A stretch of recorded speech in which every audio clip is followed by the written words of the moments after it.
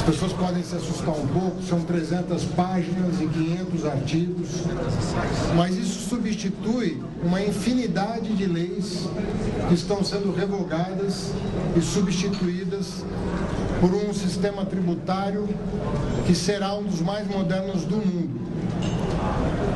Gosto sempre de lembrar que o último relatório do Banco Mundial sobre sistemas tributários colocou o nosso país, infelizmente, entre os 10 piores sistemas tributários em vigor.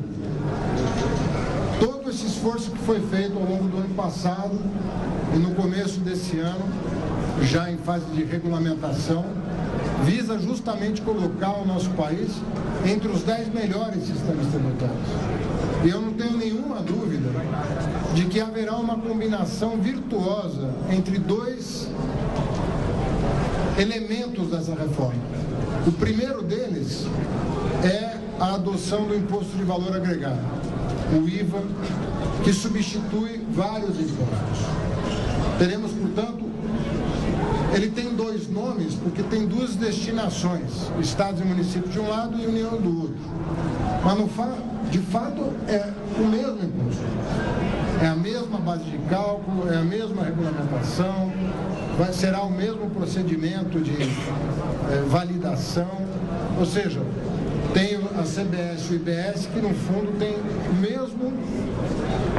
mesma finalidade, mas com duas destinações diferentes. Por isso que chama IVA dual. Uma parte dele vai para estados e municípios e a outra parte fica com a União. Isso será de uma utilidade para as empresas que hoje elas nem sonham em ter no Brasil.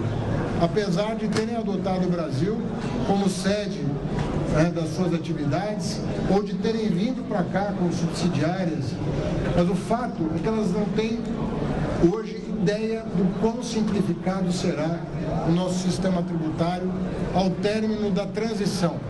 E no caso da União, é rápida, porque tem a mesma destinação, e no caso dos estados e municípios, ela vai até 2032.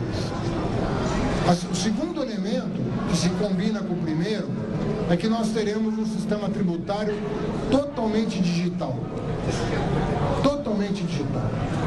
Com o objetivo exatamente de que, com a ampliação da base de contribuintes, nós possamos ter uma alíquota mais razoável.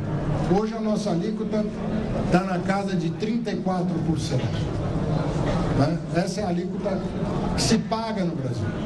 E nós temos segurança que, se nós tivermos um sistema digital que coíba a evasão, coíba a fraude, e essa alíquota pode ser reduzida, mesmo com as excepcionalidades que a emenda constitucional trouxe e que a lei complementar regulamentará. Mesmo assim, nós podemos ter uma alíquota mais baixa do que a vigente no Brasil. Isso significa dizer que os investimentos no Brasil serão desonerados, que as exportações serão desoneradas, que os produtos de consumo popular, sejam alimentos, sejam produtos industrializados, que são consumidos pelas famílias mais pobres, vão ter um preço melhor. Isso significa dizer que não haverá cumulatividade nos impostos. Isso significa dizer que nós não vamos exportar impostos, o que encarece os nossos produtos no mercado internacional.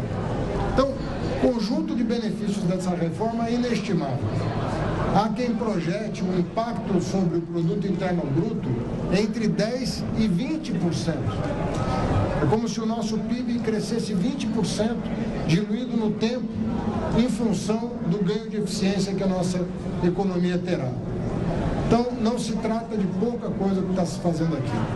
O presidente Lula, hoje, à tarde, assinou a mensagem que virá por meio eletrônico, como todas as mensagens presidenciais, mas fez questão que nós imprimíssemos, encadernássemos um exemplar e trouxéssemos às mãos do presidente Lira para formalizar a entrega de um ato tão importante que vai significar tanto para os brasileiros e brasileiras desse país.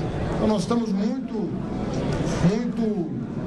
confiantes no processo.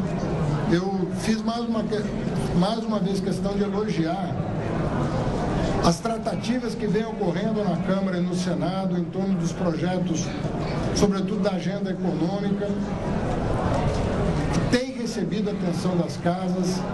Nós nem sempre saímos daqui eufóricos com o resultado das negociações, mas em todos os casos houve avanço. Em todos os casos nós demos um passo na direção correta. Então isso para nós é muito importante. Agora, numa democracia, vez ou outra, e faz bem a imprensa em colher as vozes críticas ao que está sendo deliberado. Mas numa democracia, nós temos que saber negociar com os representantes do povo. Nós temos que saber compreender a dinâmica da nossa democracia e tentar aperfeiçoá-la o mais possível. Mas o que eu quero dizer é que todos os projetos encaminhados ao Congresso receberam atenção e o presidente Lira me afiançou que o calendário que ele pretende fixar para a deliberação nesta casa vai até o recesso do meio do ano.